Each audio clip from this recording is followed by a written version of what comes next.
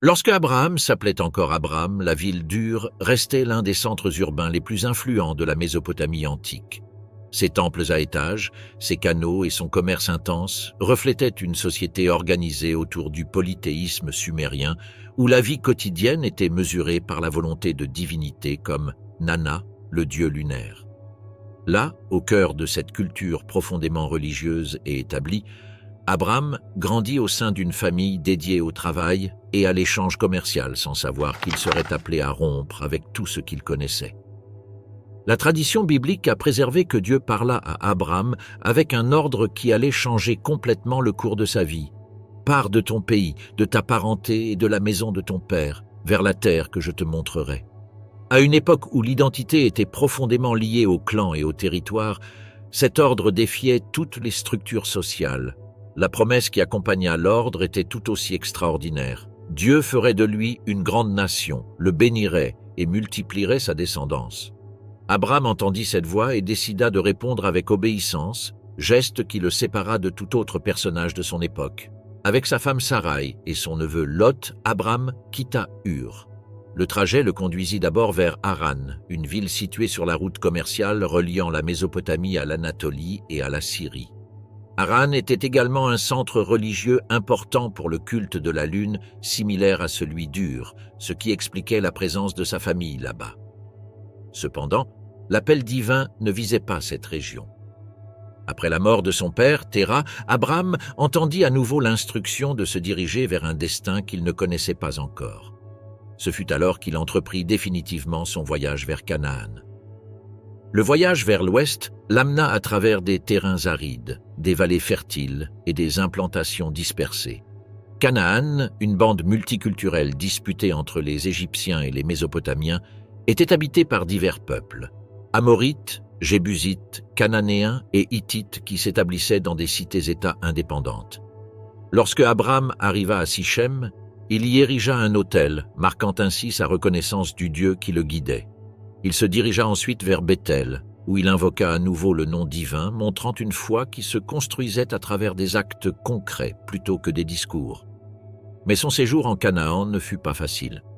Une famine sévère frappa la région et força Abram à se déplacer temporairement en Égypte, un territoire où le Nil garantissait l'abondance même en temps de crise.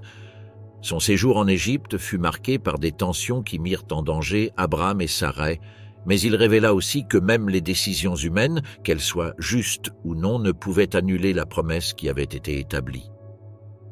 Lorsqu'il revint en Canaan, Abram se retrouva face à un territoire disputé et à des difficultés à coexister avec Lot, dont le bétail et les biens étaient désormais trop nombreux pour partager les mêmes terres. Ils décidèrent donc de se séparer, et Lot choisit les plaines fertiles du Jourdain, tandis qu'Abram demeura dans la région montagneuse. Ce fut alors que Dieu réaffirma son pacte. Il lui promit toute la terre qu'il pouvait voir depuis ses collines, une descendance innombrable et un avenir où sa lignée s'étendrait de génération en génération. L'alliance fut scellée par un rite solennel. Selon le récit biblique, Abram prépara des animaux coupés en deux et pendant la nuit, une présence divine symbolisée par un four fumant et une torche allumée passa entre eux, un geste qui, dans l'Antiquité, signifiait la ratification d'un engagement irréversible. Dans cette alliance, Dieu garantissait la possession de la terre depuis le fleuve d'Égypte jusqu'à l'Euphrate, établissant les bases de l'identité d'un peuple qui n'existait pas encore en tant que tel. Malgré les difficultés, Abram continua à établir des autels et à marquer de sa présence les lieux où il avait reçu des promesses divines. Ces jours se déroulèrent entre bergers, migrations saisonnières et tensions avec les peuples voisins. Pourtant, chaque déplacement renforçait l'idée que sa vie était guidée par un but qui dépassait son contrôle. Ce fut alors que Dieu lui annonça que sa descendance serait aussi nombreuse que les étoiles du ciel, un message qui contrastait avec la réalité du fait que Sarai était toujours stérile. La fidélité d'Abram fut inscrite comme une caractéristique essentielle de son caractère. Bien qu'il ne comprit pas comment chaque aspect de la promesse se réaliserait, il continua de se déplacer à travers la terre comme un étranger, croyant que cette parole avait un avenir devant elle. Le récit le montra comme le premier patriarche d'une lignée qui deviendrait un jour Israël, la nation élue. Ainsi arriva le moment où son histoire personnelle commencerait à se croiser avec la tension familiale la plus profonde qu'il connaîtrait. la naissance d'Ismaël et l'annonce que la promesse, contre toute logique, se réaliserait par un fils né de Sarai. Abraham, Sarah et Ismaël, conflits et décisions qui ont marqué l'histoire. Le temps passait sur les tentes d'Abraham et de Sarai, et le silence de la maternité ne correspondait pas à l'ampleur de la promesse qui leur avait été faite. L'infertilité dans l'Orient ancien était perçue comme un fardeau social et spirituel, un signe de honte qui pesait particulièrement sur la femme. Sarai vivait avec ce poids, consciente que la promesse d'une descendance nombreuse semblait de plus en plus lointaine. Dans ce contexte culturel, offrir une servante comme substitut était une pratique courante pour assurer un héritier. Ainsi, Sarai présenta Agar, sa servante égyptienne, comme la solution qui permettrait de réaliser, du moins en apparence, le destin prononcé par Dieu. Abraham accepta cette proposition, cherchant à concilier la promesse divine avec les mécanismes humains disponibles. La grossesse d'Agar bouleversa immédiatement la dynamique familiale. La servante, désormais enceinte, adopta une posture de supériorité vis-à-vis de sa maîtresse, comme cela arrivait parfois dans des sociétés où la valeur de la femme était mesurée par sa capacité à enfanter. Sarai interpréta cette attitude comme une offense et se tourna vers Abraham pour rétablir l'ordre dans sa maison. Le conflit révéla, une fois de plus, que les décisions prises pour aider la promesse finirent par engendrer des tensions qui marqueraient l'histoire future du peuple d'Israël. Agar subit de telles pressions qu'elle décida de fuir dans le désert. En chemin, près d'une source d'eau, elle fit une apparition divine qui changea son destin. L'ange du Seigneur lui assura que son fils s'appellerait Ismaël. Dieu écoute, parce que Dieu avait entendu sa souffrance. La promesse pour lui était également significative. Il serait le père d'une grande descendance. Cependant, son caractère serait indomptable, comme un homme habitué au désert, et il vivrait en conflit avec ses frères. Cette description anticipait le rôle des peuples ismaélites dans l'histoire ancienne. Des clans libres, nomades, difficiles à soumettre et en constante tension avec les établissements agricoles. Agar retourna chez Abraham et donna naissance à Ismaël. Pendant un temps, il sembla que la promesse pourrait se réaliser par lui. Abraham en vint à penser que Dieu établirait son pacte avec cet enfant né hors mariage avec Sarai. Cependant, les années passèrent, et lorsqu'Abraham atteignit l'âge de 99 ans, il reçut une révélation qui bouleverserait complètement ses attentes. Dieu réaffirma que la promesse ne reposerait pas sur Ismaël, mais sur un enfant qui naîtrait de Sarai, malgré son âge avancé.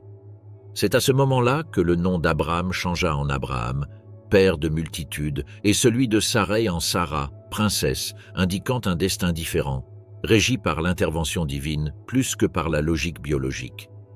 La circoncision fut établie comme le signe de l'alliance, une marque visible sur le corps qui séparerait sa descendance des autres peuples et scellerait l'engagement perpétuel entre Dieu et Abraham. Lorsqu'Abraham apprit que Sarah aurait un fils, il se prosterna et rit. L'idée qu'une femme de 90 ans puisse concevoir semblait impensable, même dans une époque habituée aux récits extraordinaires. Cependant, la promesse insista sur le fait qu'Isaac serait l'héritier légitime et que sa lignée serait le porteur de l'alliance éternelle. Dieu confirma également qu'il bénirait Ismaël, multiplierait sa descendance et en ferait une grande nation, mais précisa sans ambiguïté que la promesse passerait par Isaac.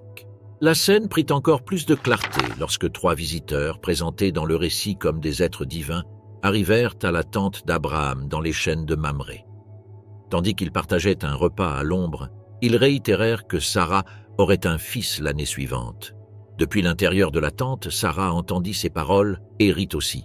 Le rire des deux marquait un contraste entre l'incrédulité humaine et le dessein divin, mais reflétait également la surprise face à un avenir qui ne pouvait plus être soutenu par des explications rationnelles. Pendant ce temps, Ismaël grandissait comme le fils aîné d'Abraham et faisait partie de la structure familiale. Sa présence représentait le chemin alternatif qu'Abraham et Sarah avaient pris, une tentative de résoudre par leurs propres moyens ce que la promesse avait indiqué d'une manière différente. Cependant, cette tentative n'annula pas le destin qui leur avait été assigné. La tension entre l'acceptation d'Ismaël comme fils et l'attente du fils promis devint un équilibre fragile qui, tôt ou tard, serait rompu. L'histoire avança jusqu'à ce que ce qui avait été annoncé se réalise. Contre toutes les prévisions, Sarah conçut et donna naissance à Isaac. C'est alors que la cohabitation entre les deux fils devint insoutenable. Le récit biblique mentionne un épisode où Sarah vit Ismaël se moquer ou interagir avec Isaac d'une manière qu'elle interpréta comme une menace pour l'héritage de l'enfant. Cela la poussa à exiger l'expulsion d'Agar et d'Ismaël dans le désert. Abraham, profondément perturbé par cette décision, reçut des instructions divines qui le conduisirent à accepter la séparation. Dieu réitéra qu'il prendrait soin d'Ismaël, mais confirma que la lignée de l'alliance passerait par Isaac. Agar et Ismaël errèrent dans le désert de Beer-Sheba jusqu'à ce que l'eau leur manque. Dans un moment de désespoir, lorsqu'Agar craignait de voir son fils mourir, un ange intervint à nouveau. Il lui montra un puits et réaffirma la promesse qu'Ismaël serait le père d'une grande nation. Ismaël grandit dans le désert, devint un archer et s'établit dans la région de Paran, où Agar lui prit une femme égyptienne, marquant ainsi l'origine culturelle de nombreux peuples traditionnellement liés à sa lignée.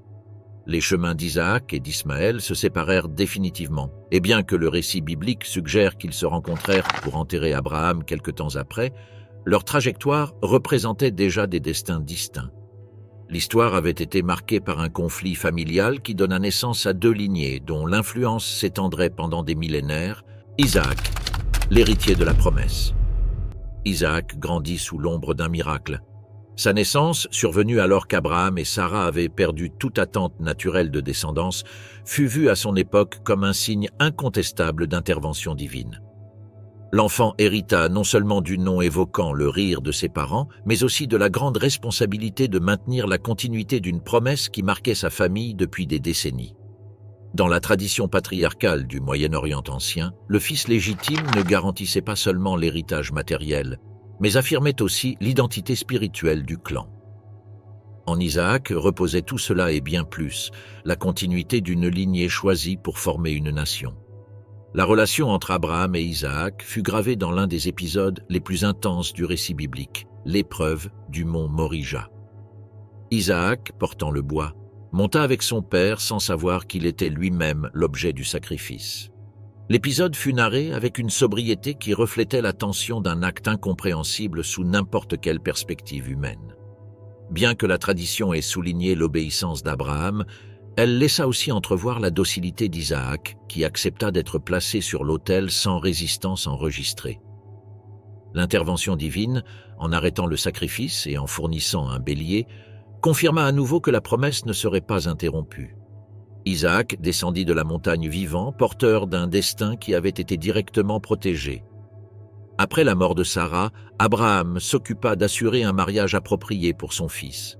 Dans une société où les liens familiaux déterminaient les alliances, les héritages et l'appartenance culturelle, choisir une femme parmi les peuples cananéens pouvait diluer l'identité émergente de la lignée.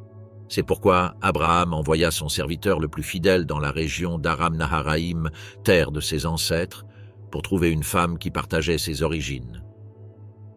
Le récit décrit la scène près d'un puits, où Rebecca, une jeune femme au caractère serviable, offrit de l'eau aux serviteurs et à ses chameaux, un geste interprété comme un signe divin.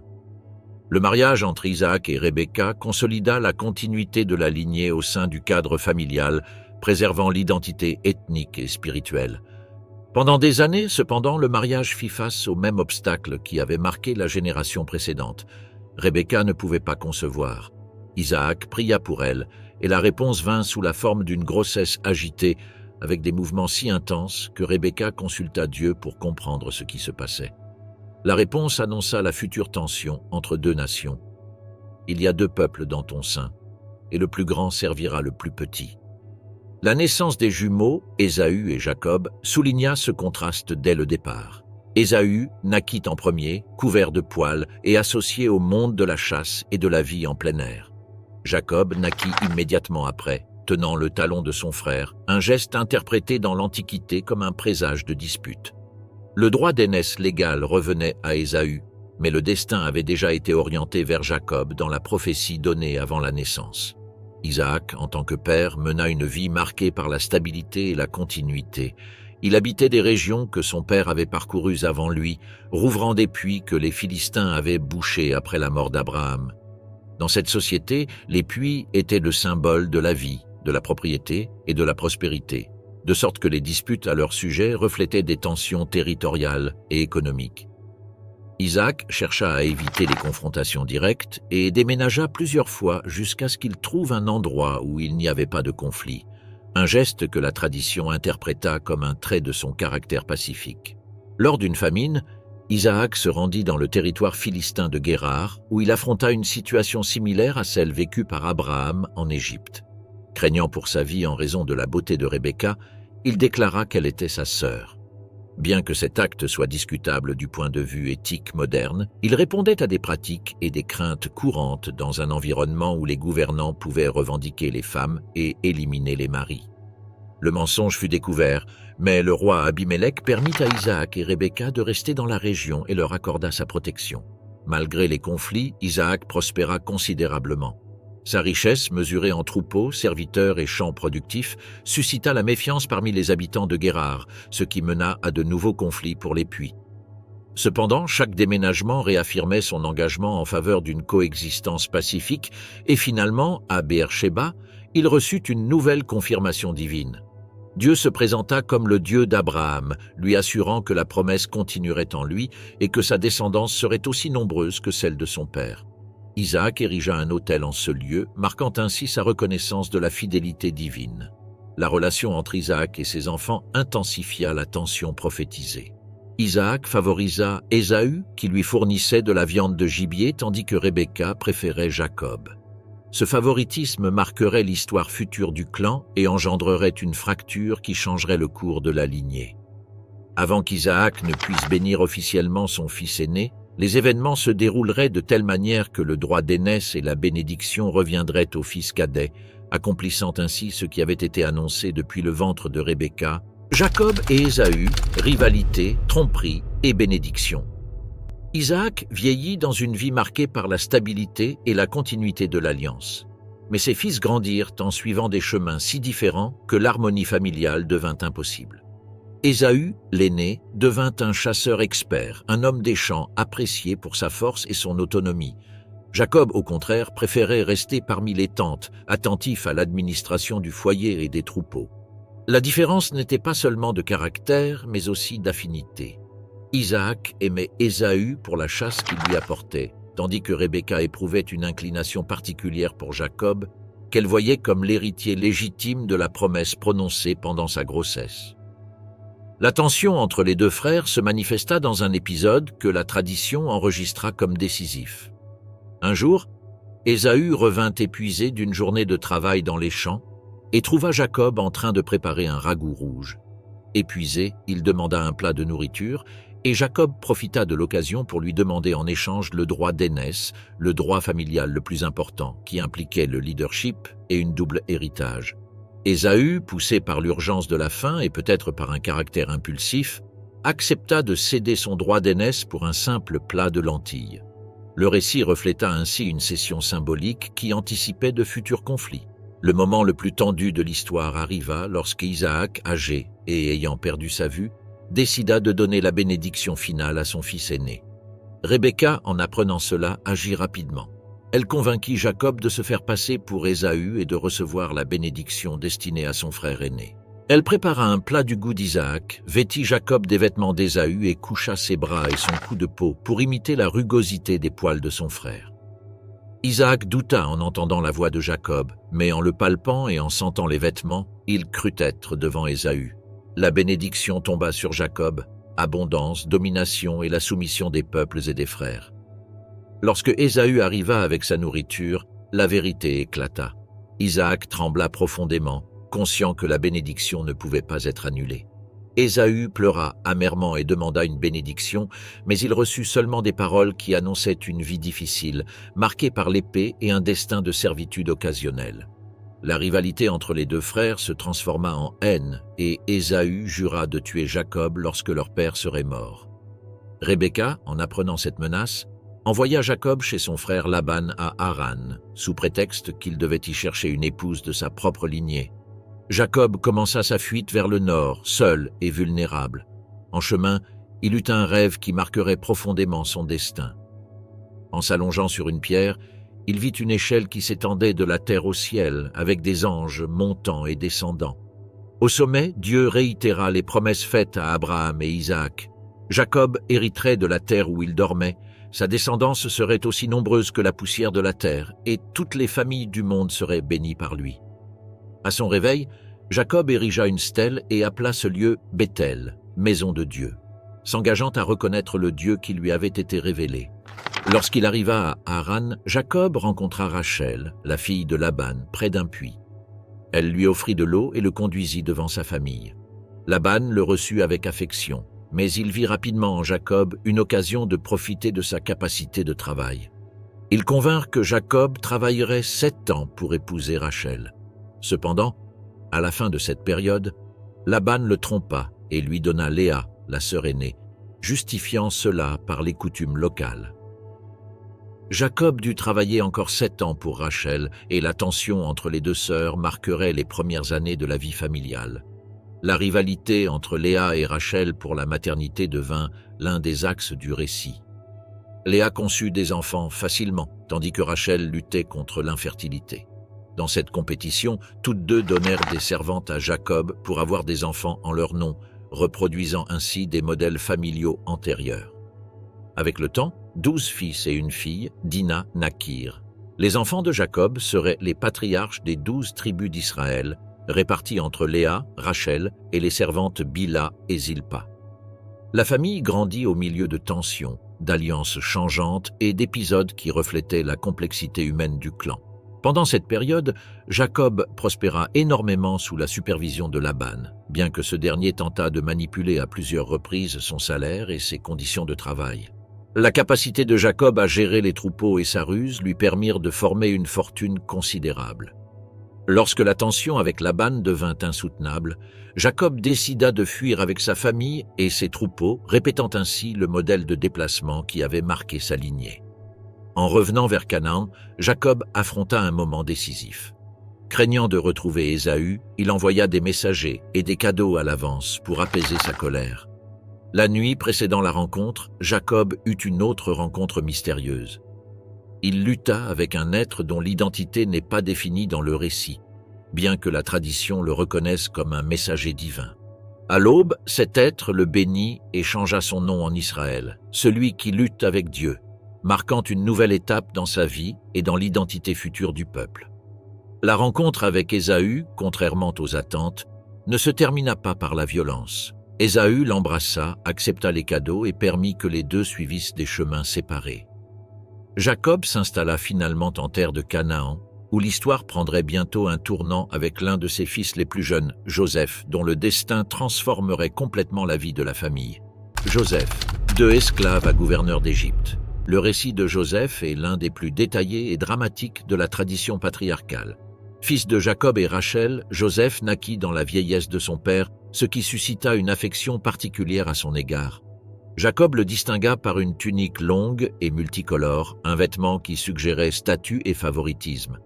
Ce geste, bien que paternel affectueux, raviva immédiatement la tension avec ses frères aînés qui voyaient en Joseph non seulement un favori, mais un possible héritier privilégié. La situation se détériora lorsque Joseph commença à raconter des rêves qui semblaient annoncer son futur pouvoir. Dans l'un d'eux, les gerbes de ses frères s'inclinaient devant la sienne. Dans un autre, le soleil, la lune et 11 étoiles se prosternaient devant lui. Dans un environnement où les rêves étaient interprétés comme des messages divins, ces récits furent perçus comme une menace intolérable. L'envie se transforma en ressentiment et le ressentiment en haine ouverte. Les frères de Joseph ne le voyaient pas comme un jeune naïf, mais comme un rival à éliminer. Le moment décisif arriva lorsque Jacob envoya Joseph superviser l'état des troupeaux de ses frères. Ils le virent s'approcher de loin et, avant qu'il n'arrive, conspirèrent pour le tuer. Ruben, l'aîné, intervint pour éviter un meurtre direct et proposa de le jeter dans une citerne vide avec l'intention secrète de le sauver plus tard.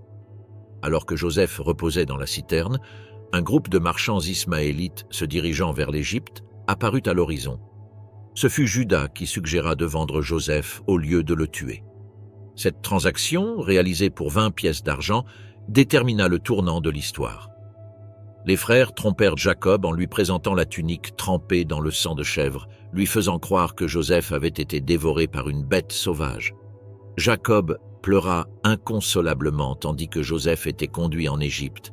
une puissance montante dont la vie dépendait du Nil, de l'administration de l'État et d'une économie centralisée qui contrastait avec le nomadisme des patriarches. En Égypte, Joseph fut vendu à Potiphar, un fonctionnaire du pharaon et capitaine de la garde. Là, ses compétences organisationnelles le menèrent à gérer la maison de son maître. Cependant, son ascension provoqua une autre crise. La femme de Potiphar se sentit attirée par lui et tenta de le séduire à plusieurs reprises.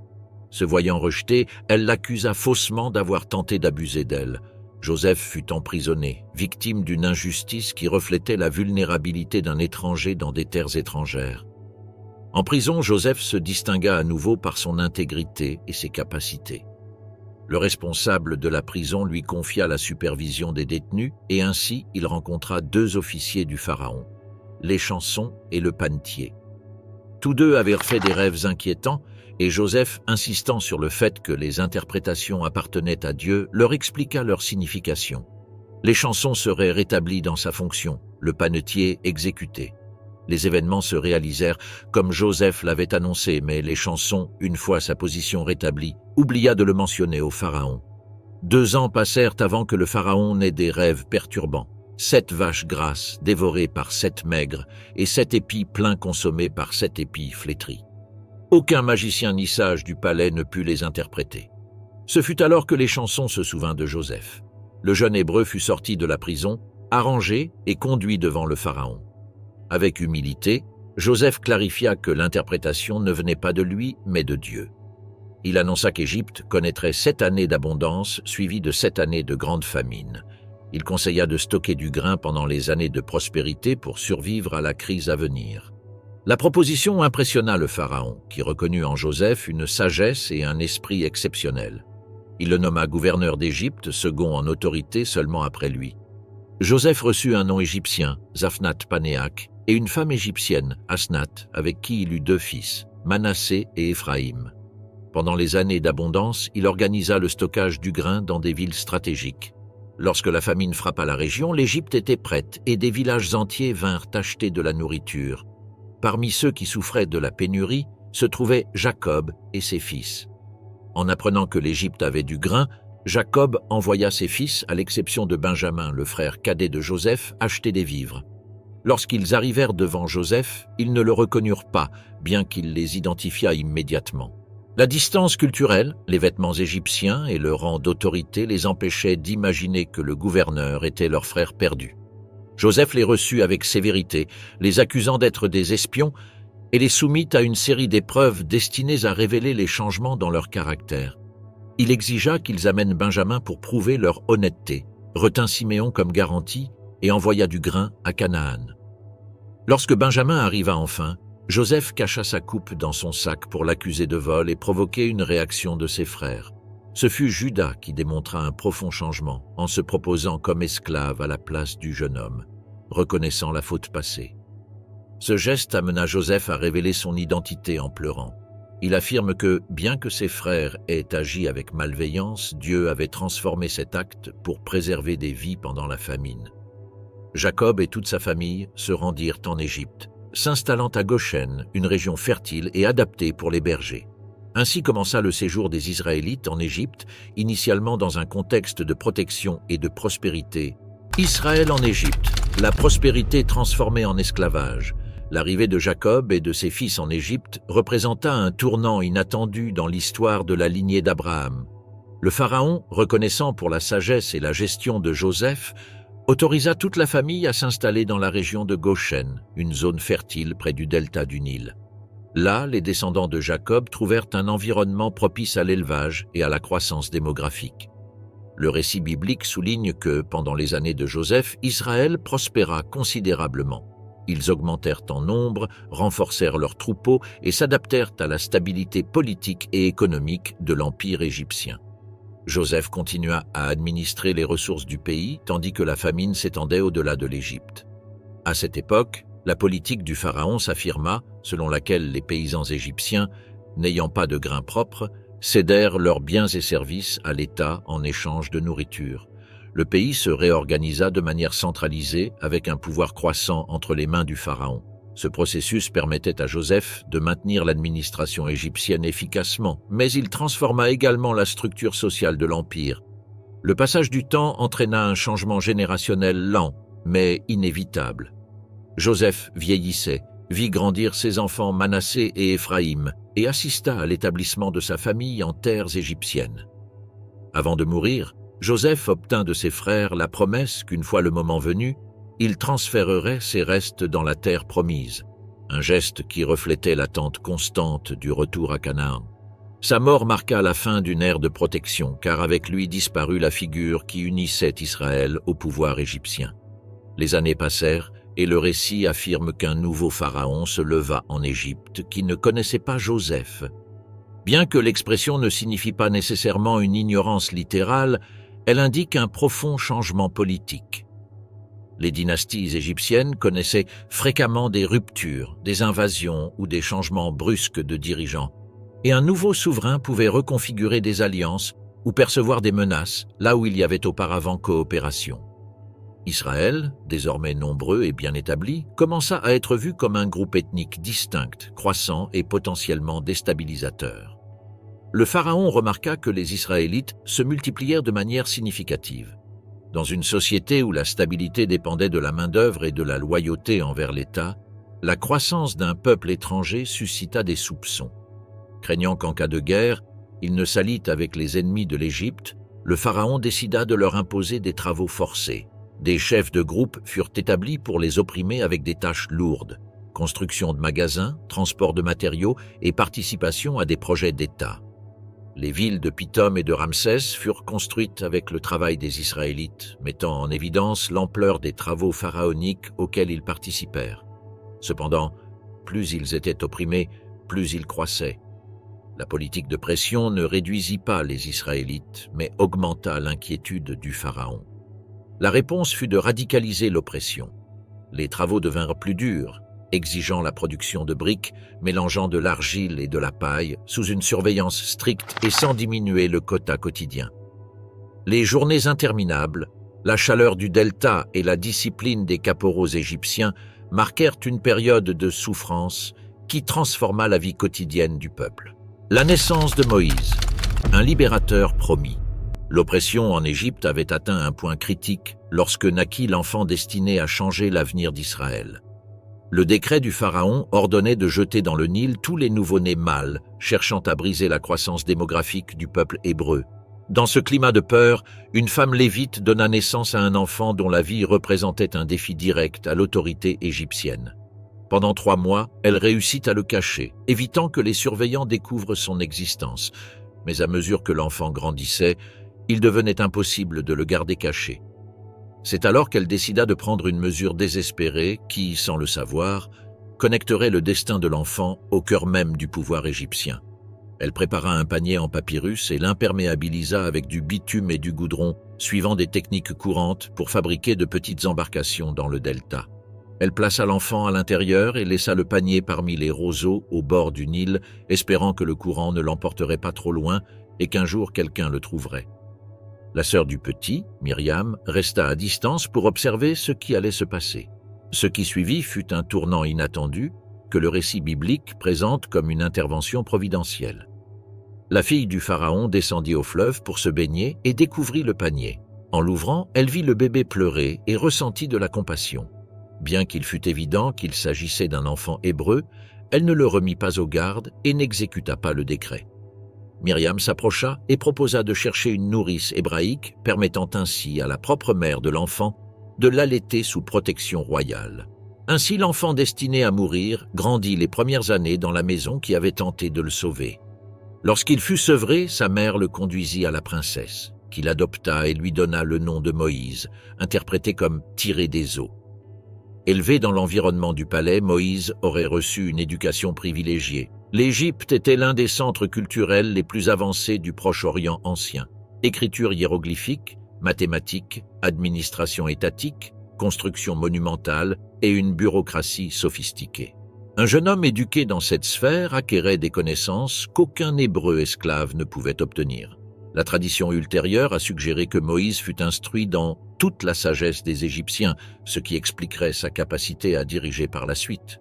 Cependant, bien qu'il vivait parmi les Égyptiens, il n'a jamais cessé d'être conscient de ses origines hébraïques. Le point de basculement dans sa vie arriva lorsqu'il, adulte, fut témoin de l'oppression de son peuple. Un jour, il vit un Égyptien frapper un Hébreu. Poussé par l'indignation et le sens de la justice, Moïse intervint et tua l'Égyptien, dissimulant le corps dans le sable. Le lendemain, il tenta de réconcilier deux Hébreux qui se battaient, mais l'un d'eux révéla qu'il connaissait l'incident, laissant clairement entendre que l'acte n'était pas passé inaperçu. Lorsque le pharaon apprit ce qui s'était passé, il chercha à tuer Moïse. Face à ce danger imminent, Moïse s'enfuit vers l'est, traversant le désert jusqu'à atteindre la terre de Madian, où le récit permet de voir un nouveau commencement. À Madian, Moïse se reposa près d'un puits, un endroit stratégique pour les voyageurs et les éleveurs. Là, il défendit les filles d'un prêtre madianite, Réuel, également appelé Jéthro, qui était harcelé par des bergers locaux. Reconnaissant, Réuel l'accueillit dans sa maison et lui offrit sa fille Séphora en mariage. Moïse s'établit avec eux et travailla comme berger, loin de la vie palatiale qu'il avait connue. Le contraste entre la sophistication égyptienne et la simplicité nomade de Madian marqua une période de transformation intérieure. Moïse eut un fils, Guershom, dont le nom reflétait sa condition d'étranger, étranger dans une terre étrangère. Pendant que Moïse vivait à Madian, la situation en Égypte se détériorait. Le pharaon qui avait cherché à le tuer était décédé, mais le système d'oppression restait intact. Les Israélites criaient pour leur libération, et le récit biblique souligne que Dieu écouta leurs lamentations et se souvint de l'alliance faite avec Abraham, Isaac et Jacob. L'histoire avançait vers un moment décisif où la vie de Moïse changerait à nouveau de manière radicale. Un jour, alors qu'il faisait paître les troupeaux de Jéthro près du mont Horeb, Moïse aperçut un buisson qui brûlait sans se consumer. Intrigué, il s'en approcha pour l'observer, et de cette flamme il entendit une voix prononcer son nom. Dieu se révéla à lui et lui ordonna de retirer ses sandales, car il se trouvait sur une terre sainte. La révélation donna un mandat clair. Moïse devait retourner en Égypte pour libérer les Israélites. La mission semblait impossible. Moïse soutint qu'il n'était pas la bonne personne, craignait de ne pas être cru et mentionna son manque d'éloquence. Mais chaque objection reçut une réponse. Dieu lui donna des signes, lui promit son accompagnement et désigna son frère Aaron comme porte-parole. La résistance de Moïse céda finalement et il accepta l'appel. Il retourna en Égypte avec sa famille, portant avec lui la mission de confronter le pharaon avec le message de libérer le peuple.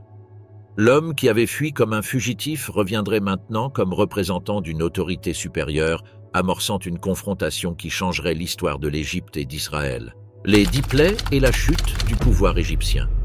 Moïse retourna en Égypte accompagné de son frère aîné Aaron, qui serait son porte-parole devant le pharaon.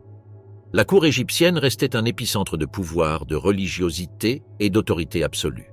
Dans ce contexte, l'apparition de deux Hébreux proclamant un mandat divin fut reçue avec mépris. Le message était direct. Israël devait être libéré pour rendre un culte dans le désert.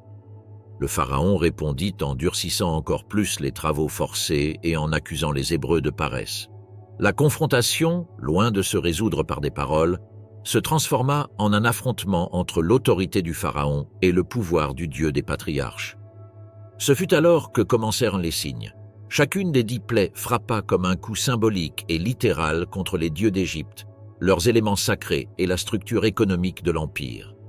La première se produisit lorsque Moïse et Aaron se présentèrent devant le pharaon sur les rives du Nil. L'eau du fleuve, considérée comme la principale source de vie et un symbole divin, se transforma en sang. Les poissons moururent et le fleuve dégagea une odeur insupportable. Pendant 7 jours, les Égyptiens cherchèrent de l'eau en creusant près des rives, incapables d'utiliser le fleuve qui définissait leur existence. Le deuxième signe fut une invasion massive de grenouilles. Ces animaux, associés à la fertilité et protégés par certaines divinités, se multiplièrent de manière incontrôlée. Elles entrèrent dans les maisons, les chambres, les fours et les ustensiles. Le pharaon demanda à Moïse de les retirer, mais une fois la plaie terminée, il endurcit à nouveau son cœur. La 3e et la 4e plaie affectèrent directement la population et l'environnement. D'abord, Un nuage de poux ou de moustiques couvrit les personnes et les animaux. Puis, des nuées de taoun envahirent les villes égyptiennes, semant le chaos et perturbant la vie quotidienne. Dans ces plaies, une distinction cruciale apparut. Tandis que les Égyptiens souffraient, la région de Goshen où vivaient les Israélites demeura intacte. Cette distinction envoyait un message clair. La main divine intervenait de manière sélective. La 5e plaie frappa le bétail égyptien. Chevaux, ânes, chameaux, moutons et bœufs moururent soudainement, provoquant des pertes économiques importantes. Dans une société agricole, la mort du bétail signifiait une crise de production et un coup profond au prestige du pharaon qui devait garantir la prospérité du pays. Malgré ce désastre, le pharaon refusa de céder. La 6e plaie affecta les corps des Égyptiens. Moïse et Aaron prirent de la cendre de four et la lancèrent dans l'air devant le pharaon. Immédiatement, des ulcères douloureux apparurent sur les personnes et les animaux. Les magiciens égyptiens, qui avaient tenté de reproduire les premiers signes, ne purent se présenter devant Moïse à cause des blessures. Leur défaite symbolisait la chute des autorités religieuses soutenant l'idéologie de l'Empire. La 7e plaie introduisit un phénomène destructeur, de la grêle accompagnée de feu, un mélange qui dévasta les champs et anéantit la végétation. Les Égyptiens qui suivirent l'avertissement de Moïse et protégèrent les personnes et les animaux survécurent. Ceux qui ne le firent pas perdirent une grande partie de leurs biens. Le pharaon sembla reconnaître son erreur et demanda que la tempête cesse, mais une fois encore, il endurcit son cœur. La 8e plaie a apporté des sauterelles, envoyées par un vent oriental. Ces insectes couvrirent la surface de la terre et dévorèrent tout ce que la grêle avait laissé. Les conseillers du pharaon lui supplièrent de céder, craignant l'effondrement total du pays. Mais la réponse du pharaon resta partielle et insuffisante, et la plaie continua jusqu'à ce que Moïse intercède à nouveau. La 9e plaie introduisit une obscurité épaisse qui recouvrit l'Égypte pendant 3 jours. Ce n'était pas seulement une absence de lumière, mais une sensation oppressante qui paralysa la vie quotidienne. Les maisons restèrent immobiles, l'activité cessa complètement, et l'obscurité atteignit même les temples dédiés à Ra, le dieu du soleil. Cependant, à Goshen, il y eut de la lumière, marquant une fois de plus la séparation entre l'oppresseur et l'opprimé. La tension atteignit son point culminant avec la 10e plaie. Dieu annonça que la mort frapperait les premiers-nés d'Égypte, depuis l'héritier du pharaon jusqu'aux enfants des esclaves et du bétail. Les Israélites reçurent des instructions précises pour célébrer la première Pâque. Sacrifier un agneau, peindre les linteaux de leurs portes avec son sang et rester à l'intérieur pendant la nuit. Ces maisons seraient passées par-dessus, évitant ainsi le jugement. À minuit, un cri déchirant parcourut l'Égypte. Dans chaque maison, il y avait un mort. Le pharaon, frappé personnellement et nationalement, appela Moïse et Aaron et ordonna que le peuple quitte immédiatement le pays. Les Égyptiens, craignant de nouvelles calamités, pressèrent les Israélites de partir et leur remirent de l'or, de l'argent et des vêtements, accomplissant ainsi la promesse ancienne selon laquelle Israël ne sortirait pas les mains vides. Le départ fut rapide et massif. Hommes, femmes, enfants, troupeaux et biens prirent la route du désert. Après des siècles de colonisation, Israël quittait l'Égypte en tant que peuple distinct, uni par l'expérience de l'oppression et l'intervention divine. Pendant cette nuit, Moïse étendit sa main sur la mer. Le récit indique qu'un fort vent oriental souffla pendant des heures, déplaçant les eaux et créant un chemin sec au milieu de la masse aqueuse. Le passage de la mer Rouge, le miracle qui a défini une nation. La sortie d'Égypte avait été aussi soudaine que dramatique. Israël avançait dans le désert sans route claire, guidé uniquement par la colonne de nuée qui s'élevait le jour et la colonne de feu qui illuminait les nuits. Ces manifestations, enregistrées comme des signes visibles de la présence divine, offraient direction et protection au peuple nouvellement libéré. Cependant, la libération ne signifiait pas la fin du danger. Dans les palais du Nil, le pharaon reconsidéra sa décision et sentit le poids économique d'avoir perdu des milliers de travailleurs. Le récit montre comment son cœur se remit à s'endurcir, et il ordonna à ses chars et cavaliers de poursuivre les Israélites. La poursuite égyptienne ne fut pas improvisée. L'armée du pharaon, l'une des plus organisées et redoutées du monde antique, se mobilisa rapidement. Des chars de guerre, de la cavalerie et des soldats entraînés avancèrent vers l'est, cherchant à atteindre les Israélites avant qu'ils ne s'échappent définitivement du territoire contrôlé par l'Égypte.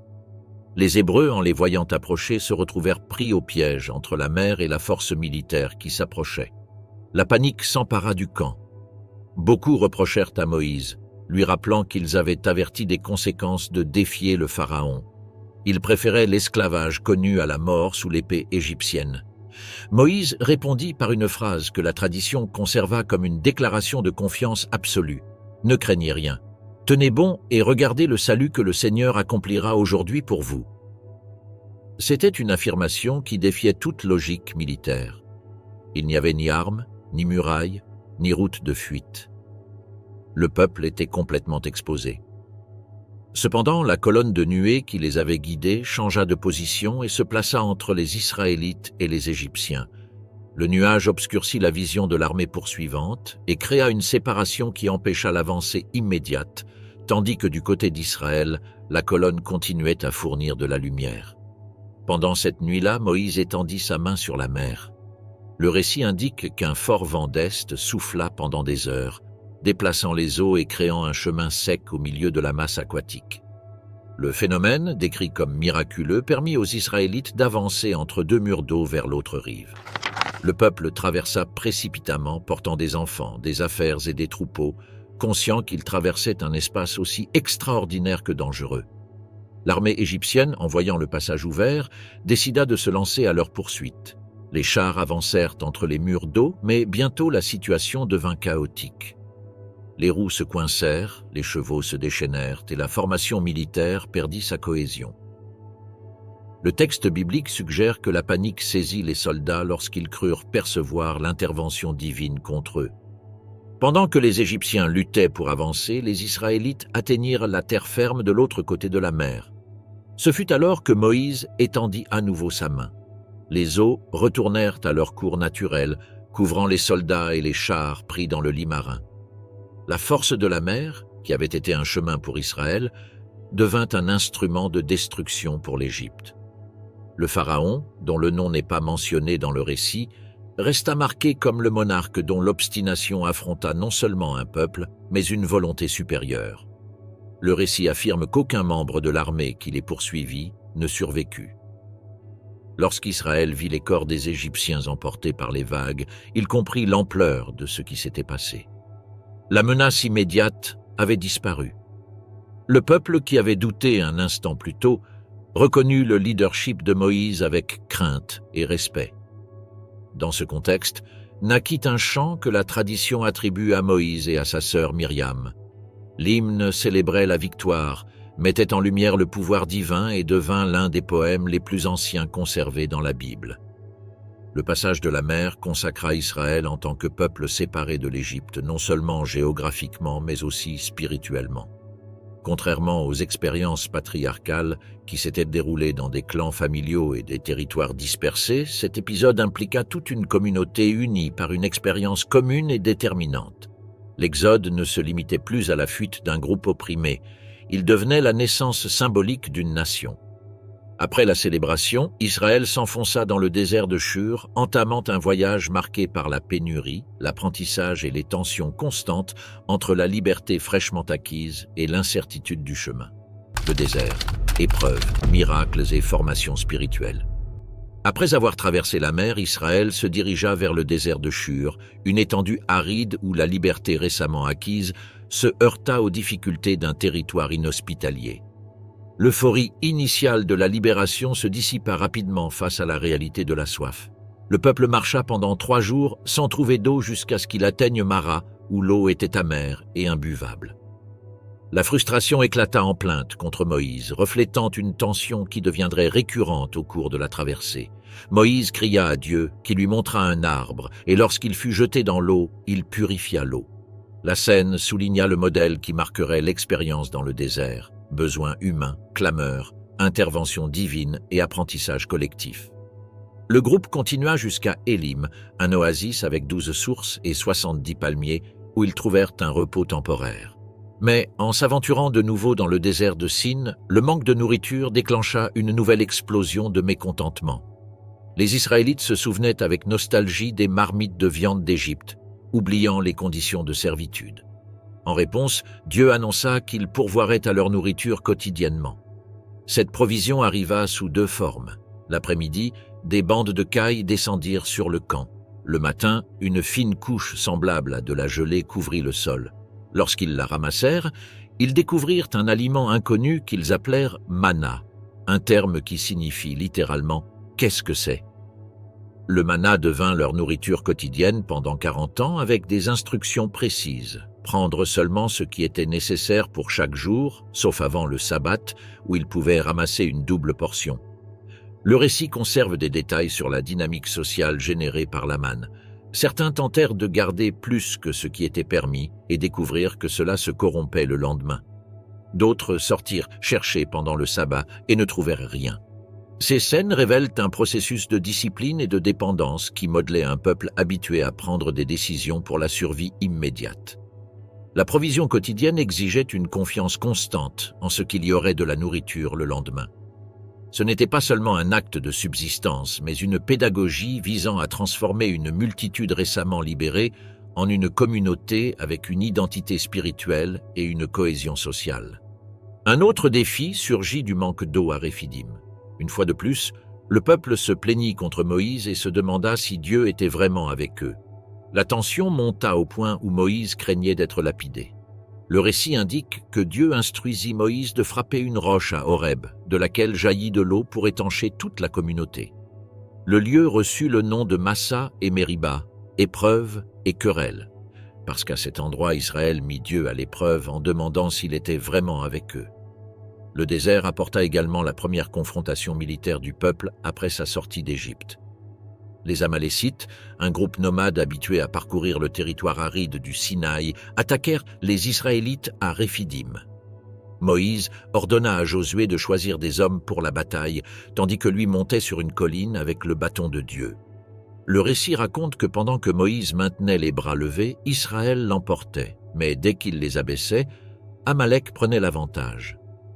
Aaron et Hur soutinrent ses bras jusqu'au coucher du soleil, permettant ainsi la victoire. Cet épisode marqua l'émergence de Josué comme une figure militaire clé et révéla la vulnérabilité d'Israël face aux attaques extérieures alors qu'il se formait comme nation. Pendant la traversée, Jéthro, le beau-père de Moïse, visita le campement et observa la charge qui pesait sur lui pour résoudre les disputes et les consultations quotidiennes. Il lui conseilla de mettre en place un système de juges et de déléguer des responsabilités à des leaders compétents. Ce conseil introduisit une organisation précoce qui deviendrait la base de l'administration interne d'Israël. La structure judiciaire permit de résoudre les conflits et de gérer une communauté en pleine croissance, préparant ainsi le peuple à un avenir avec des lois plus complexes. Le désert, malgré sa dureté, fut aussi un lieu de protection constante. La nuée guidait les déplacements du campement et la colonne de feu éclairait la nuit. Ces signes accompagnaient Israël à chaque déplacement, marquant quand s'arrêter et quand avancer. L'idée que Dieu habitait au milieu du peuple commença à prendre forme, préparant le terrain pour la révélation la plus importante qu'ils attendraient dans la prochaine étape. Malgré les miracles, les plaintes continuèrent. La liberté apportait de l'incertitude, et l'incertitude générait de la peur. Le peuple oscillait entre le souvenir de l'oppression passée et la confrontation à un avenir inconnu. Mais au milieu de ces tensions, la traversée les conduisait vers une rencontre qui définirait leur identité nationale. La remise de la loi sur le mont Sinaï. Le mont Sinaï, la loi qui a formé une identité. Israël arriva dans le désert du Sinaï au 3e mois après sa sortie d'Égypte. Cette chaîne montagneuse, imposante et silencieuse, devint le cadre de l'un des moments les plus décisifs de l'histoire du peuple.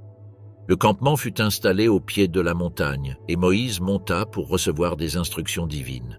Le message initial établissait un cadre fondamental. Si Israël écoutait la voix de Dieu et gardait son pacte, il serait un peuple spécial parmi toutes les nations, un royaume de prêtres et une nation sainte.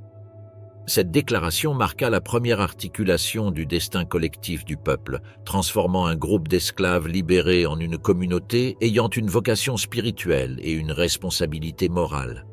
La montagne commença à se préparer pour la révélation. Moïse descendit et communiqua au peuple les paroles reçues. Les Israélites, d'une seule voix, répondirent « Nous ferons tout ce que le Seigneur a dit ». C'était un engagement solennel avant même de comprendre le contenu de la parole. Pendant 3 jours, le peuple fut ordonné de se purifier, de laver ses vêtements et de s'abstenir de certaines activités pour se préparer. Des limites furent fixées autour de la montagne. Personne ne devait la toucher tant que la manifestation durait, ni hommes ni animaux. Cette frontière physique soulignait l'idée du sacré comme une réalité puissante et dangereuse pour ceux qui s'en approchaient, sans médiation. À l'aube du 3e jour, la montagne se transforma en un spectacle impressionnant. Des tonnerres, des éclairs, une nuée épaisse et un son de trompette croissant en intensité couvrirent le Sinaï. La montagne tremblait et le peuple réuni au pied fut saisi par l'ampleur du phénomène. Moïse parla et la voix répondit depuis les hauteurs. La scène fusionnait des éléments naturels avec une expérience théophanique marquant la présence active et proche de Dieu. C'est dans ce contexte que les 10 commandements furent prononcés, des paroles qui deviendraient le noyau éthique et spirituel d'Israël. Les 10 commandements et la construction de l'identité d'Israël. Les commandements établissaient 2 dimensions essentielles. La relation du peuple avec Dieu, impliquant exclusivité, révérence, des limites à l'usage du nom divin et l'observance du sabbat, et la relation entre les personnes, qui demandait d'honorer les parents, d'interdire le meurtre, l'adultère, le vol, le faux témoignage et la convoitise. Contrairement au code juridique des autres civilisations anciennes, ces commandements ne régulèrent pas seulement les comportements, mais définissaient une vision du monde où la moralité était directement liée à l'identité du peuple. Israël devait vivre d'une manière différente, parce que son Dieu était différent. L'impact de la révélation fut si profond que les Israélites, craignant de mourir sous l'intensité de la voix divine, supplièrent Moïse de devenir leur médiateur exclusif. Moïse monta à nouveau sur la montagne, cette fois pour recevoir des instructions détaillées concernant la vie religieuse, sociale et civile du peuple. Les chapitres qui suivirent dans la narration biblique regroupent un ensemble complexe de lois. Des normes concernant le culte, des régulations sur la justice, des lois sur l'esclavage, des compensations, des dommages, des délits et des rituels. Chaque commandement s'insérait dans une structure visant à organiser une communauté qui aurait bientôt besoin de règles précises pour vivre dans la terre promise. Parmi ces instructions, se distingua la construction d'un sanctuaire portable où la présence divine résiderait au milieu du camp. Ce tabernacle serait le centre religieux d'Israël pendant des générations. Il fut également spécifié des vêtements pour les prêtres, des rituels de consécration et des détails stricts sur des objets sacrés comme l'arche de l'Alliance, le chandelier et l'autel de l'encens. Chaque élément avait une fonction et un sens, formant un système de culte distinct de celui des peuples voisins et profondément lié à la mémoire de l'Alliance. L'idolâtrie du veau d'or et la restauration du pacte. Tandis que Moïse restait sur la montagne, le temps passait sans que le peuple sache combien de temps durerait la révélation. Voyant que leur leader tardait à revenir, une certaine anxiété s'installa parmi les Israélites. Le vide d'autorité devint un point critique, et le peuple demanda à Aaron de leur fabriquer une image visible qui les guiderait. Aaron accepta et recueillit des bijoux en or pour façonner un veau, une figure rappelant les divinités courantes en Égypte et en Canaan. L'image fut présentée comme un symbole de la libération d'Égypte, et le peuple célébra cela par un festival mêlant sacrifices et excès rituels. Sur la montagne, Dieu informa Moïse de ce qui se passait et annonça son intention de détruire le peuple pour son infidélité. Moïse intercéda en faisant appel aux promesses faites à Abraham, Isaac et Jacob. L'intercession fut entendue, et Moïse descendit avec les tables de l'alliance écrite de la main divine. En voyant le veau et la célébration, il jeta les tables et les brisa au pied de la montagne, un geste symbolisant la rupture de l'alliance récemment établie. Il prit le veau, le brûla, le réduisit en cendres et obligea le peuple à boire de l'eau mélangée à ses restes. Cet épisode exposa la fragilité spirituelle d'Israël, mais aussi le rôle essentiel de Moïse en tant que médiateur. Un jugement fut prononcé.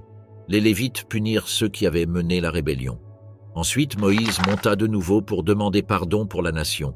Il reçut de nouvelles tables, réaffirmant l'alliance malgré la transgression. Cette restauration marqua un nouveau commencement, soulignant que le dessein divin était toujours en vigueur. Le tabernacle, la présence de Dieu parmi son peuple. Après le renouvellement de l'Alliance au Sinaï, l'attention du récit se tourna vers un projet qui allait marquer le centre spirituel d'Israël pendant des générations, la construction du tabernacle. Contrairement aux temples en pierre qui caractérisaient les civilisations antiques, ce sanctuaire devait être portable, accompagnant le peuple à chaque étape de ses déplacements. Son objectif principal était clair, permettre à la présence divine d'habiter au milieu du camp, non dans des endroits lointains et inaccessibles, mais au cœur même de la communauté. Les instructions pour sa construction furent détaillées et rigoureuses. Moïse reçut un plan précis qui devait être suivi sans déviation. Le tabernacle devait être constitué d'une structure en bois d'acacia recouvert d'or, recouverte de rideaux de lin fin et de peau, entourée par un atrium délimité par des colonnes et des rideaux. Chaque mesure, chaque matériau et chaque ornement avait une signification fonctionnelle et symbolique. L'arche de l'Alliance, qui se trouverait dans le Saint des Saints, devait être entièrement recouverte d'or, avec 2 chérubins se faisant face sur le propitiatoire.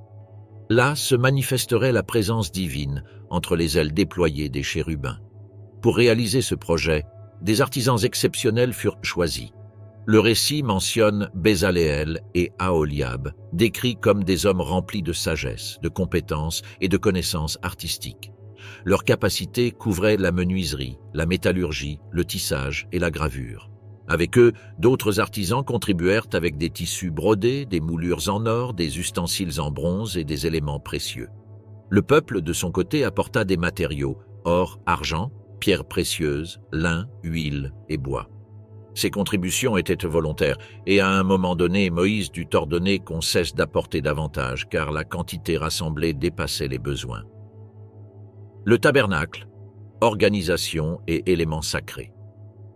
Le tabernacle était organisé en 2 zones principales. Le lieu saint abritait 3 objets, la table des pains de proposition, le candélabre à 7 branches et l'autel de l'encens.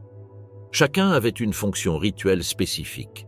Le candélabre devait brûler en permanence, symbolisant la lumière qui ne s'éteint jamais. La table soutenait 12 pains renouvelés chaque semaine, représentant les 12 tribus d'Israël. L'autel de l'encens, quant à lui, parfumait le lieu, marquant l'espace comme sacré. Le Saint des Saints, séparé par un voile tissé de chérubins brodés, contenait l'arche de l'Alliance.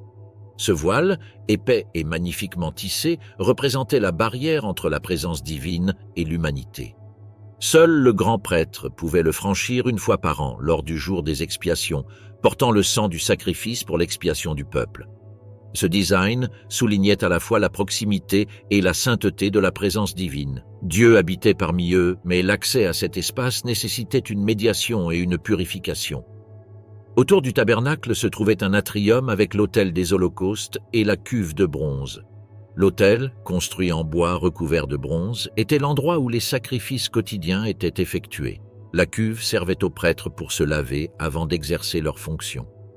Ces structures formaient un système rituel destiné à organiser la vie spirituelle du peuple et à maintenir leur lien avec la présence divine. La consécration du sacerdoce était un autre élément central. Aaron et ses fils furent désignés comme prêtres. Leurs vêtements comprenaient des tuniques de lin, des ceintures brodées, des pectoraux ornés de 12 pierres représentant les tribus et une plaque en or sur leur front portant l'inscription « Sainteté à l'Éternel ». Ces détails soulignaient la dignité et la responsabilité de leurs fonctions. Le rituel de consécration comprenait des sacrifices, des onctions avec de l'huile et l'imposition des mains, marquant le début d'un leadership religieux qui accompagnerait Israël pendant des siècles. La dédicace du tabernacle et la présence divine. Lorsque tous les éléments furent achevés, Moïse inspecta l'œuvre. Chaque structure, chaque ustensile et chaque tissu correspondait exactement à ce qui avait été indiqué sur la montagne. Dans un acte final de consécration, Moïse éleva le tabernacle et plaça les objets à leur emplacement respectif. Il alluma le feu de l'autel, disposa les tables et accrocha les rideaux. Alors se produisit un moment qui marqua l'accomplissement du projet. La nuée qui avait guidé Israël descendit et coucha sur le sanctuaire. La gloire divine remplit le tabernacle, au point que Moïse ne put y entrer en raison de l'intensité de cette présence. À partir de ce jour, la nuée reposait sur le tabernacle pendant les trajets, et la colonne de feu l'éclairait pendant la nuit. Lorsque la nuée se levait, le peuple avançait. Lorsqu'elle restait, Israël campait. Ce modèle devint le guide constant du voyage, soulignant qu'ils ne se déplaçaient pas par décision stratégique, mais en suivant une présence qui marquait leur rythme et leur repos. La génération incrédule et les 40 ans dans le désert. Avec le tabernacle érigé et la vie spirituelle organisée, Israël reprit sa marche depuis le Sinaï vers le nord, suivant une route qui devait le conduire directement à la terre promise. La distance entre la région du Sinaï et la frontière de Canaan pouvait être parcourue en quelques semaines, et le peuple entreprit ce trajet avec l'espoir d'entrer bientôt dans la terre jurée à Abraham, Isaac et Jacob. Cependant, cet avancement initial fut rapidement accompagné de tensions, de plaintes et d'épisodes de méfiance qui reflétaient la fragilité d'une génération habituée à la servitude et craintive de l'incertitude. Alors que le camp se déplaçait sous la direction du nuage, de nouvelles murmures surgirent. Certains se souvenaient de la nourriture d'Égypte, comme les poissons, les concombres, l'ail et les oignons, et se plaignaient du manna qu'ils recevaient chaque jour. Le récit biblique montre que cette insatisfaction révélait un malaise plus profond, la nostalgie d'une structure connue, même si cette structure avait été opprimante. En réponse aux plaintes, Dieu envoya des cailles en abondance, mais la scène montra à quel point il était difficile de transformer un peuple qui ne comprenait pas encore la grandeur de sa liberté. La tension s'intensifia même à l'intérieur de la famille de Moïse.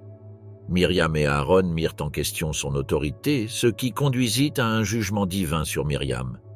Bien qu'elle ait été restaurée par la suite, cet incident exposa la pression qui pesait sur le leadership à un moment où chaque décision pouvait déclencher une crise. Malgré cela, la marche continua jusqu'à ce qu'ils arrivent à Kadès Barnéa, à la limite sud de la terre promise.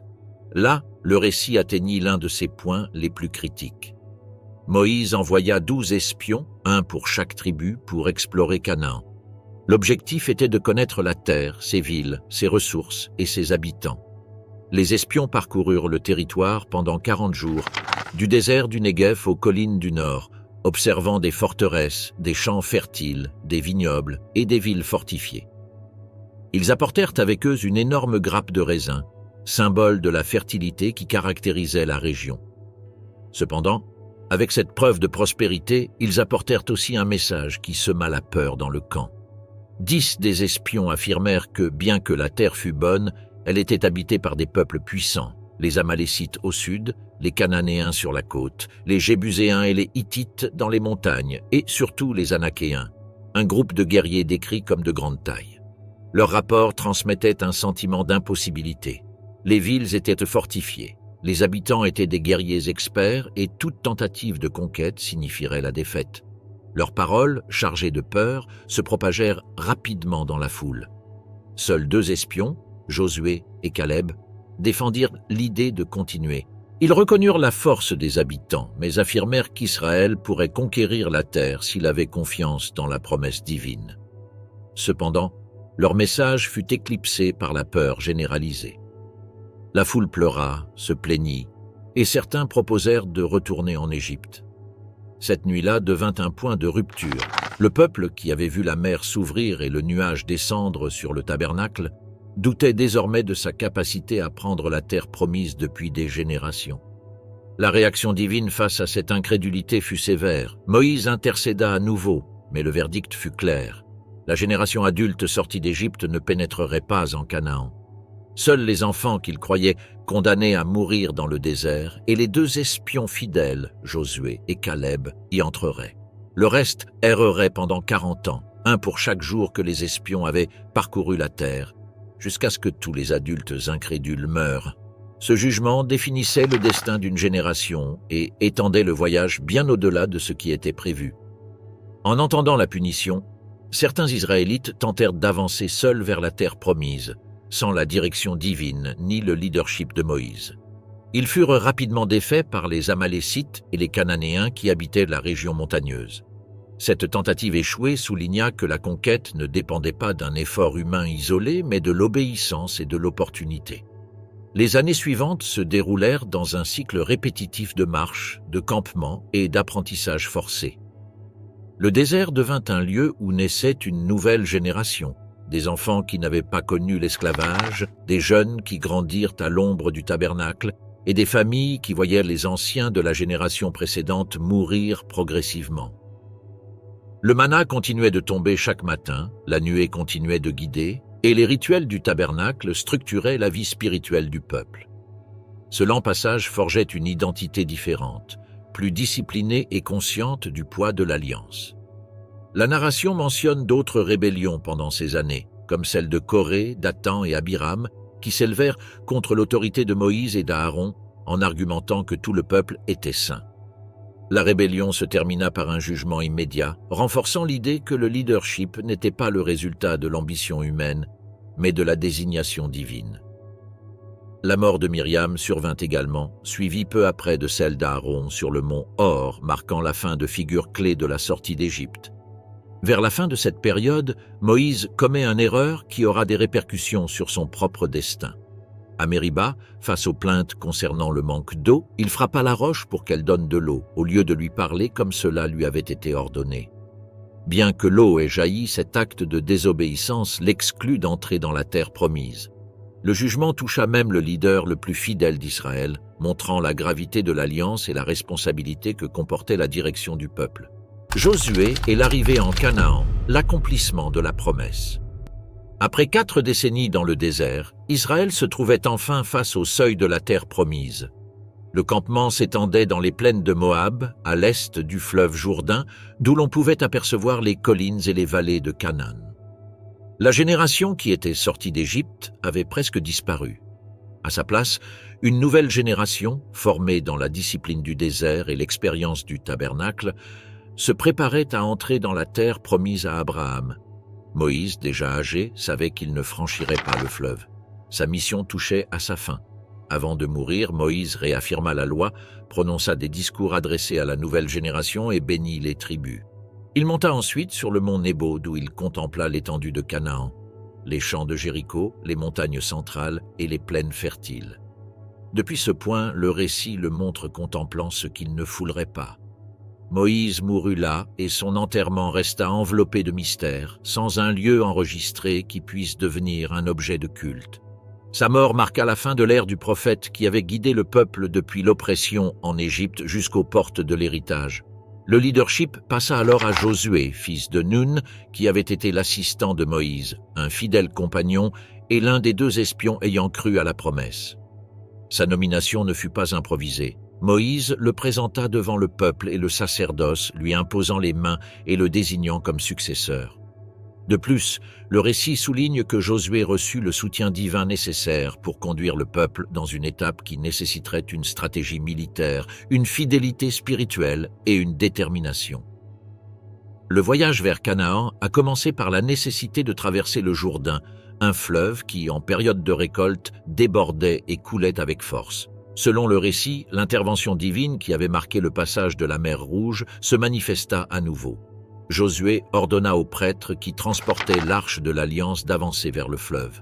Lorsque leurs pieds touchèrent les eaux, le cours du fleuve s'arrêta en amont et un chemin sec apparut. Les Israélites traversèrent ordonnément, tandis que les prêtres restaient au milieu du lit du fleuve jusqu'à ce que toute la nation soit passée. Une fois de l'autre côté, Josué donna l'instruction de lever 12 pierres prises du fleuve pour servir de mémorial de la traversée. Ces pierres deviendraient un souvenir pour les générations futures, symbolisant que, tout comme la mer Rouge, le peuple avait franchi une frontière décisive par un acte d'intervention divine. Par ce geste, commença la présence israélite en Canaan, bien que la possession effective du territoire nécessiterait encore une série de conquêtes. Le premier défi fut Jéricho, une ville fortifiée dont les murailles impressionnaient même la nouvelle génération d'Israélites. Jéricho contrôlait un passage stratégique entre la vallée du Jourdain et les montagnes centrales. Avant la confrontation, Josué envoya 2 espions dans la ville. Là, une femme nommée Rahab, identifiée comme prostituée, les cacha des autorités locales. Rahab exprima sa conviction qu'Israël bénéficiait de la protection divine et demanda la protection pour sa famille lorsque la ville serait prise. Les espions acceptèrent de suspendre un cordon rouge à sa fenêtre comme signe de sauvegarde. Les instructions pour la chute de Jéricho étaient inhabituelles d'un point de vue militaire. Pendant 6 jours, les Israélites devaient entourer la ville une fois chaque jour avec l'arche de l'Alliance et les prêtres jouant des trompettes, tandis que le peuple gardait le silence. Le 7e jour, ils devaient l'entourer 7 fois et, à la fin, pousser un grand cri. Selon le récit, à la fin de la 7e fois, les murs s'effondrèrent, permettant l'entrée de l'armée. La ville fut prise et Rahab et sa famille furent préservés conformément à l'accord. Après la victoire initiale, Israël fit face à un autre épisode significatif dans la ville d'Aï. La première incursion échoua à cause d'un acte de désobéissance dans le camp. Un homme nommé Akan avait pris un butin interdit à Jéricho. Ce n'est qu'après l'identification et la punition d'Akan que la campagne militaire redémarra avec succès. Cet épisode souligna un principe qui marquerait les conquêtes. Le progrès d'Israël dépendait de sa fidélité et non seulement de sa force militaire. Le récit biblique montre que, pendant les campagnes, Josué et les leaders du peuple établirent des pactes, livrèrent des batailles et prirent possession de villes stratégiques dans les montagnes, les plaines et le sud de Canaan. Un épisode marquant se produisit à Gébaon, où certains habitants eurent recours à un subterfuge pour éviter d'être conquis. Ils se présentèrent avec des vêtements usés et du pain rassis, prétendant venir de terres lointaines. Israël fit un pacte sans consulter le sacerdoce, s'engageant à ne pas les détruire. Plus tard, lorsque la vérité fut découverte, les Gabaonites furent affectés comme travailleurs pour le sanctuaire. Cet incident montra la nécessité de discernement et l'importance de la consultation spirituelle dans la prise de décisions militaires et politiques.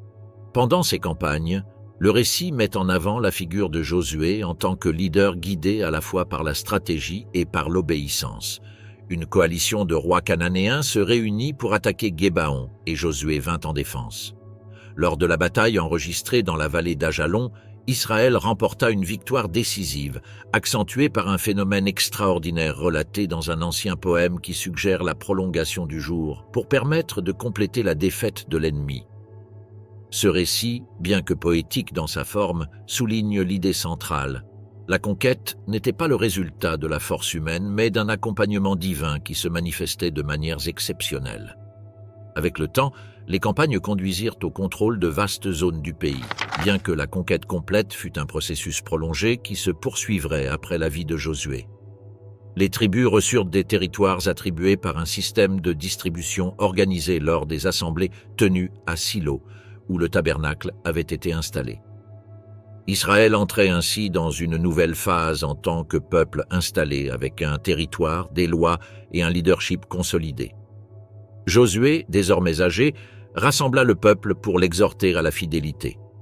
Il rappela l'Exode, le désert et les victoires obtenues. Puis il mourut à l'âge de 110 ans, marquant la fin de la phase de transition entre la promesse et son accomplissement initial.